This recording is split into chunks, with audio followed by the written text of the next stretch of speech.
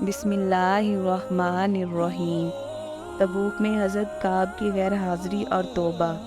اسی تبوک کی لڑائی میں معذورین کے علاوہ 80 سے زیادہ تو منافق انصار میں سے تھے، اور اتنے ہی تقریباً بدوی لوگوں میں سے۔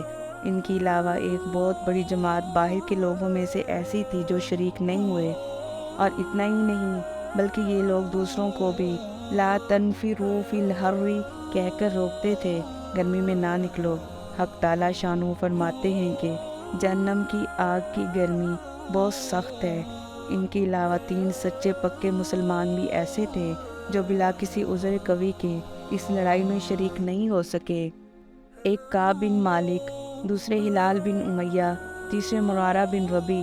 یہ تینوں حضرات کسی نفاق یا عذر سے نہیں ٹھہرے بلکہ خوشحالی ہی رہ جانے کا سبب بن گئی۔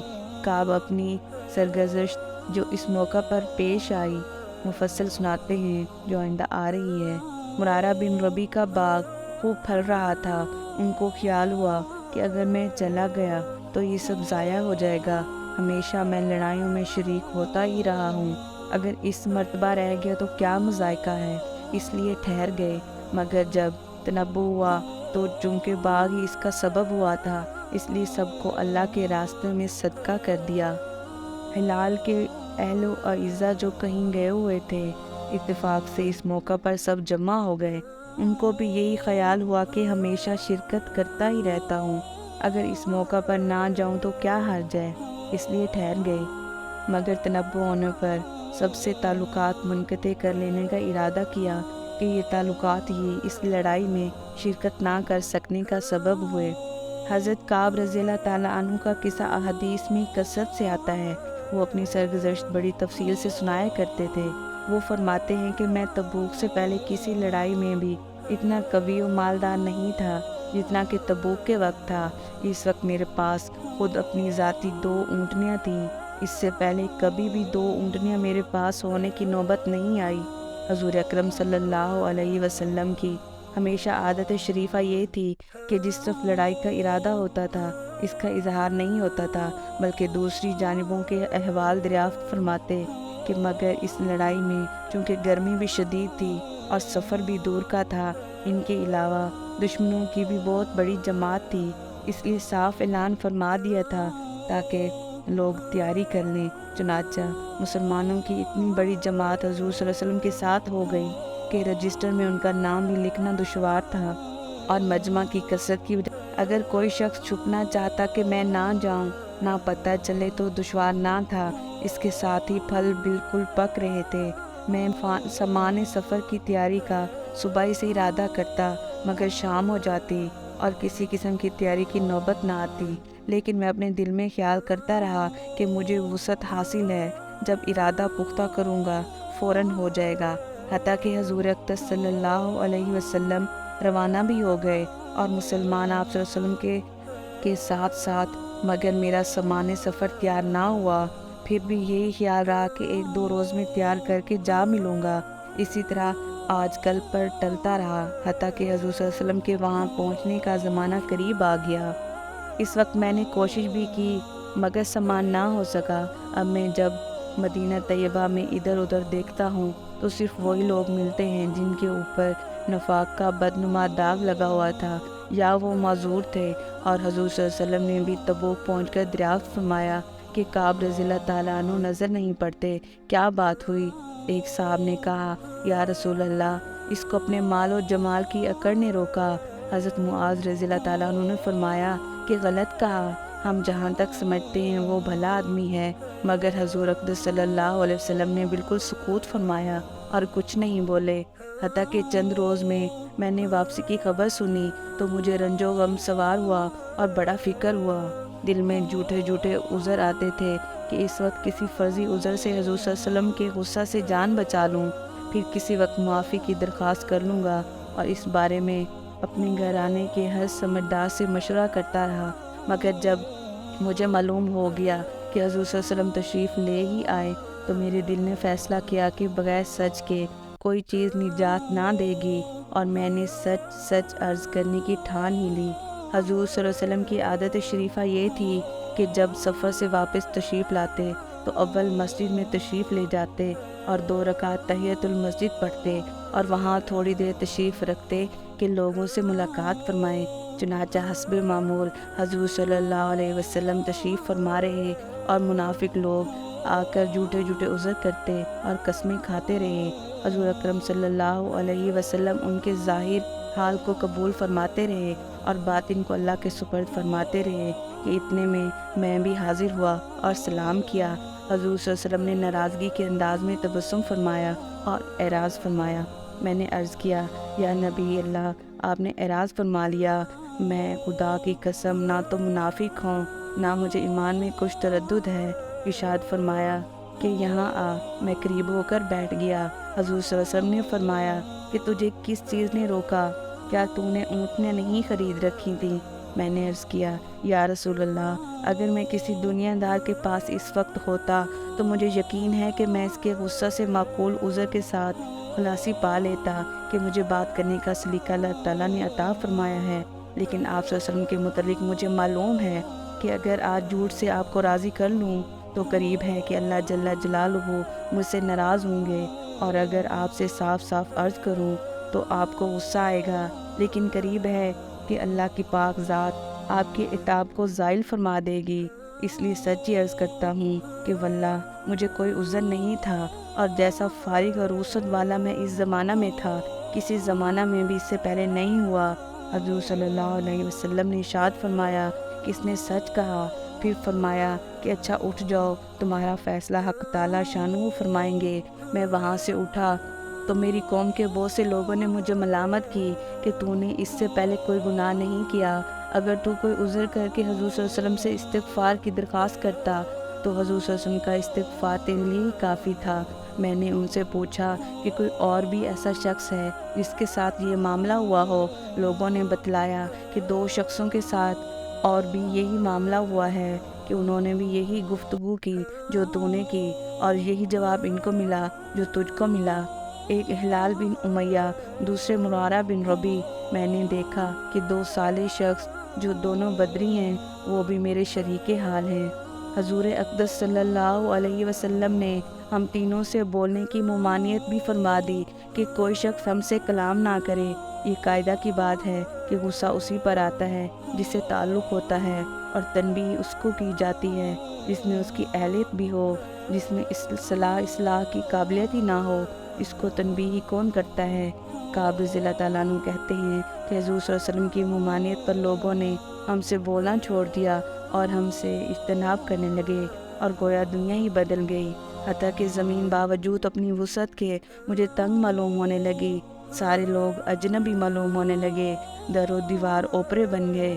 مجھے سب سے زیادہ اس کا فکر تھا کہ میں اس حال میں مر گیا تو حضور صلی اللہ علیہ وسلم جنازے کی نماز بھی نہ پڑھیں گے، اور خدا نہ خواستہ حضور صلی اللہ علیہ وسلم کا وصال ہو گیا تو میں ہمیشہ کے لیے ایسا ہی رہوں گا، نہ مجھ سے کوئی کلام کرے گا، نہ میری نماز پڑھے گا۔ حضور صلی اللہ علیہ وسلم کے ارشاد کے خلاف کون کر سکتا ہے؟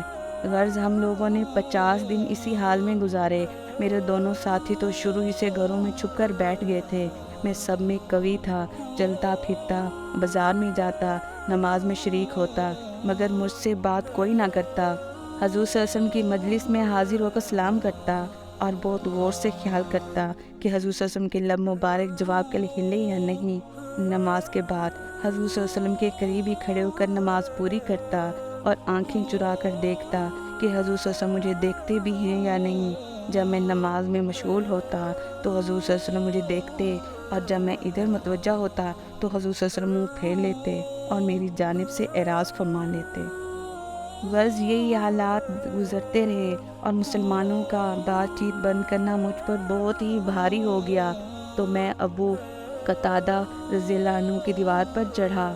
وہ میرے رشتہ کے چچا زاد بھائی بھی تھے اور مجھ سے تعلقات بھی بہت ہی زیادہ تھے۔ میں نے اوپر چڑھ کر سلام کیا، انہوں نے سلام کا جواب نہ دیا۔ میں نے ان کو قسم دے کر پوچھا کہ کیا تمہیں معلوم نہیں کہ مجھے اللہ اور اس کے رسول صلی اللہ علیہ وسلم سے محبت ہے؟ انہوں نے اس کا بھی جواب نہ دیا۔ میں نے دوبارہ قسم دی اور دریافت کیا، وہ پھر بھی چپ ہی رہے۔ میں نے تیسری مرتبہ پھر قسم دے کر پوچھا، انہوں نے کہا اللہ جانے اور اس کا رسول۔ یہ کلمہ سن کر میری آنکھوں سے آنسو نکل پڑے اور وہاں سے لوٹ آیا۔ اسی دوران میں ایک مرتبہ مدینہ کے بازار میں جا رہا تھا کہ ایک قبطی جو نصرانی تھا اور شام سے مدینہ منورہ اپنا غلہ فروخت کرنے آیا تھا، یہ کہتے ہوئے سنا کہ کوئی کعب بن مالک کا پتہ بتا دو۔ لوگوں نے اس کو میری طرف اشارہ کر کے بتایا۔ وہ میرے پاس آیا اور غسان کے کافر بادشاہ کا خط مجھے لا کر دیا۔ اس میں لکھا ہوا تھا، ہمیں معلوم ہوا ہے کہ تمہارے آقا نے تم پر ظلم کر رکھا ہے، تمہیں اللہ ذلت کی جگہ نہ رکھے اور نہ ضائع کرے، تم ہمارے پاس آ جاؤ، ہم تمہاری مدد کریں گے۔ دنیا کا قاعدہ ہوتا ہے کہ کسی بڑے کی طرف سے اگر چھوٹوں کی تنبیہ ہوتی ہے تو ان کو بہکانے والے اور زیادہ کھونے کی کوشش کیا کرتے ہیں، خیر خواہ بن کر اس قسم کے الفاظ سے اشتعال دلایا ہی کرتے ہیں۔ کعب رضی اللہ تعالیٰ عنہ کہتے ہیں کہ میں نے یہ خط پڑھ کر انا للہ پڑھی کہ میری حالت یہاں تک پہنچ گئی کہ کافر بھی مجھ میں طمع کرنے لگے اور مجھے اسلام تک سے ہٹانے کی تدبیریں ہونے لگیں۔ یہ ایک اور مصیبت آئی اور اس خط کو لے جا کر میں نے ایک تنور میں پھینک دیا اور حضور صلی اللہ علیہ وسلم سے جا کر عرض کیا کہ یا رسول اللہ، آپ کے اعراض کی وجہ سے میری یہ حالت ہو گئی کہ کافر مجھ میں طمع کرنے لگے۔ اسی حالت میں 40 روز ہم پر گزرے تھے کہ حضور صلی اللہ علیہ وسلم کا قاصد میرے پاس حضور صلی اللہ علیہ وسلم کا یہ ارشاد لے کر آیا کہ اپنی بیوی کو بھی چھوڑ دو۔ میں نے دریافت کیا کہ کیا منشا ہے، اس کو طلاق دے دوں؟ کہا نہیں، بلکہ علیحدگی اختیار کر لو۔ اور میرے دونوں ساتھیوں کے پاس بھی انہی قاصد کی معرفت یہی حکم پہنچا۔ میں نے اپنی بیوی سے کہہ دیا کہ یا تو اپنے میکے چلی جا، جب تک اللہ تعالیٰ اس امر کا فیصلہ فرمائے وہیں رہنا۔ ہلال بن امیہ کی بیوی حضور صلی اللہ علیہ وسلم کی خدمت میں حاضر ہوئی اور عرض کیا کہ ہلال بالکل بوڑھے شخص ہیں، کوئی خبر گیری کرنے والا نہ ہوگا تو ہلاک ہو جائیں گے۔ اگر آپ اجازت دیں اور آپ کو گرانی نہ ہو تو میں کچھ کام کاج ان کو کر دیا کروں۔ حضور صلی اللہ علیہ وسلم نے فرمایا مذائقہ نہیں، لیکن صحبت نہ کریں۔ انہوں نے عرض کیا یا رسول اللہ، اس چیز کی طرف تو ان کی میلان بھی نہیں جس روز سے یہ واقعہ پیش آیا، آج تک ان کا وقت روتے ہی گزرا ہے۔ کعب رضی اللہ تعالیٰ عنہ کہتے ہیں مجھ سے بھی کہا گیا کہ ہلال کی طرح تو بھی اگر بیوی کی خدمت کی اجازت لے لے تو شاید مل جائے۔ میں نے کہا وہ بوڑھے ہیں، میں جوان ہوں، نہ معلوم مجھے کیا جواب ملے، اس لیے میں جرأت نہیں کرتا۔ غرض اس حال میں 10 روز اور گزرے کہ ہم سے بات چیت میل جول چھٹے ہوئے پورے 50 دن ہو گئے۔ 50ویں دن کی صبح کی نماز اپنے گھر کی چھت پر پڑھ کر میں نہایت غمگین بیٹھا ہوا تھا۔ زمین مجھ پر بالکل تنگ تھی اور زندگی دوبر ہو رہی تھی کہ صلا پہاڑ کی چوٹی پر سے ایک زور سے چلانے والے نے آواز دی کہ کعب خوشخبری ہو تم کو۔